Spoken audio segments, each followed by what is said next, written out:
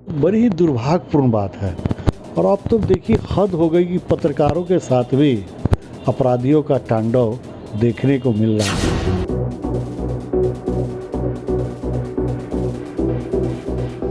प्रमोद जी जैसे पत्रकार के साथ जिस तरह की घटना घटित हुई है, हम तो उसकी घोर निंदा करते हैं। बच्चे भतीजे की सरकार आई है, पूरे बिहार में आतंक का राज हो गया है।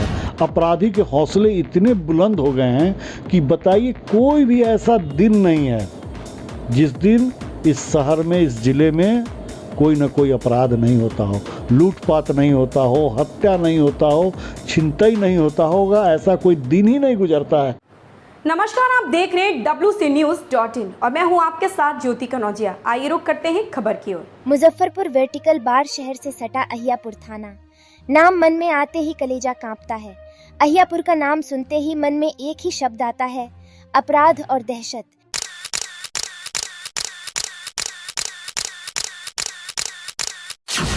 इसमें बहुत हद तक सच्चाई है। शायद ही कोई ऐसा दिन हो जब इस थाना क्षेत्र में कोई घटना नहीं घटती हो। लूट, हत्या और छिनतई जैसे शब्द अहियापुर के लिए बिल्कुल सटीक बैठते हैं।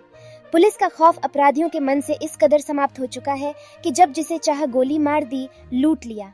ये आम बात हो गई। बड़ी ही दुर्भाग्यपूर्ण बात है। अब तो पत्रकारों के साथ भी अपराधियों का तांडव देखने को मिल रहा है।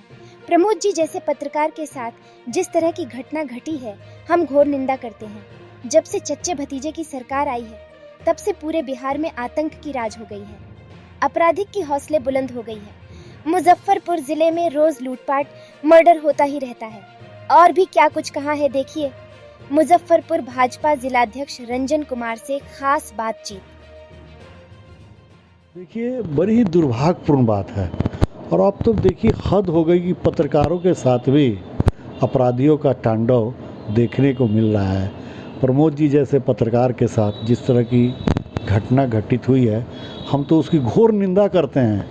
और जब से ये सरकार आई है, चच्चे भतीजे की सरकार आई है, पूरे बिहार में आतंक का राज हो गया है। भ्रष्टाचार क्रम सीमा पर है।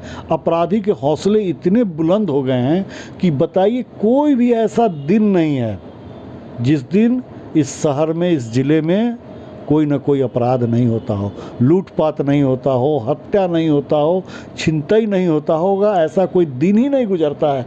अखबार खोलिए तो आप देखिएगा, यहाँ हत्या हो गया, यहाँ लूटपाट हो गया, यहाँ छिनतई हो गया। और ये सरकार, ये प्रशासन सोई हुई है। इन सब किसी चीज़ों से हमारे बिहार के मुख्यमंत्री, उप मुख्यमंत्री को कोई मतलब नहीं है। वो तो अपने सपने में लीन हैं, प्रधानमंत्री बनने का सपना देख रहे हैं। एक राज्य चल नहीं रहा है और प्रधानमंत्री का सपना देख रहे हैं। बहुत ही दुर्भाग्यपूर्ण है।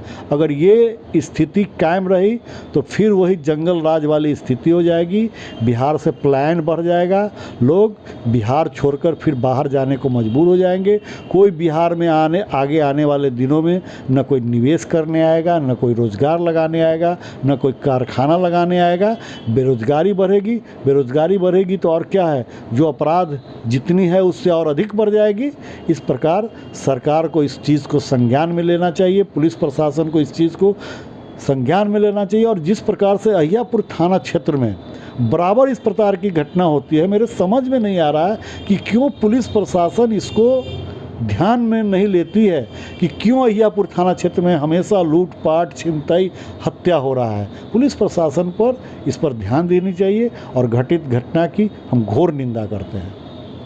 तो इस पर उचित कार्रवाई होनी चाहिए। बिल्कुल कार्रवाई होनी चाहिए तुरंत। जब पत्रकारों के साथ ऐसा होगा, पत्रकार जो समाज के एक सजग प्रहरी हैं, जो समाज की बातों को हम सारे जनता के बीच में लाते हैं, अब उनके साथ अगर इस तरह की घटना हो रही तो आप सोच सकते हैं कि आम जनता कितना सुरक्षित है इस मुजफ्फरपुर शहर में। इस पर कार्रवाई होनी चाहिए, त्वरित कार्रवाई होनी चाहिए। अपराधियों को दबोचना चाहिए और जो हुआ है उसको सख्त से सख्त उस अपराधी को सज़ा मिलनी चाहिए।